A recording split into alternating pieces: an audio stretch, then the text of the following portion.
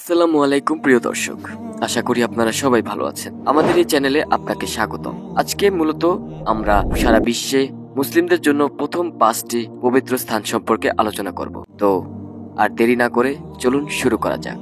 আমাদের প্রথম স্থান আমাদের ইসলামের প্রাণকেন্দ্র সৌদি আরবের পবিত্র শহর মক্কায় নিয়ে যায়। এখানে আমরা কাবাকে দেখতে পাই, একটি পবিত্র কাঠামো যার দিকে সারা বিশ্বের মুসলমানরা তাদের প্রতিদিনের নামাজের সময় মুখ করে। নবী ইব্রাহিম এবং তার পুত্র ইসমাইল দ্বারা নির্মিত এটি প্রথম উপাসনা ঘর। আমাদের দ্বিতীয় গন্তব্য সৌদি আরবের মদিনা শহরে নিয়ে আসে। এটি নবীর মসজিদ বা আল মসজিদ আন নবাভির বাড়ি, যেখানে নবী মুহাম্মদ সাল্লাল্লাহু আলাইহি সাল্লামকে শায়িত করা হয়েছে। এই মসজিদটি মুসলমানদের জন্য অপরিসীম তাৎপর্য বহন করে, কারণ এটি ছিল প্রথম ইসলামিক রাষ্ট্রের রাজধানী এবং সেই স্থান যেখান থেকে ইসলাম ধর্ম ছড়িয়ে পড়ে।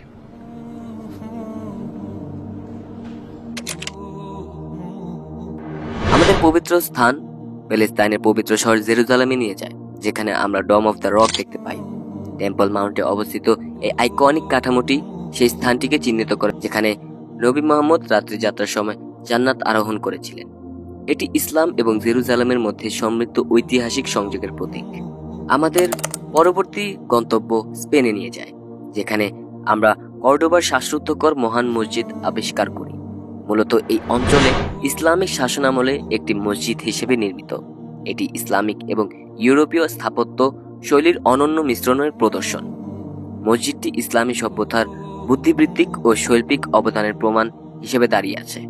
আমাদের চূড়ান্ত স্থান আমাদের জেরুজালেমে ফিরে নিয়ে আসে, যেখানে আমরা মহিমান্বিত আল আকসা মসজিদ দেখতে পাই। এই মসজিদটি মুসলমানদের হৃদয়ে একটি বিশেষ স্থান দখল করে, কারণ এটি কুরআনে উল্লেখ করা হয়েছে এবং এটি ইসলামের তৃতীয় পবিত্র স্থান।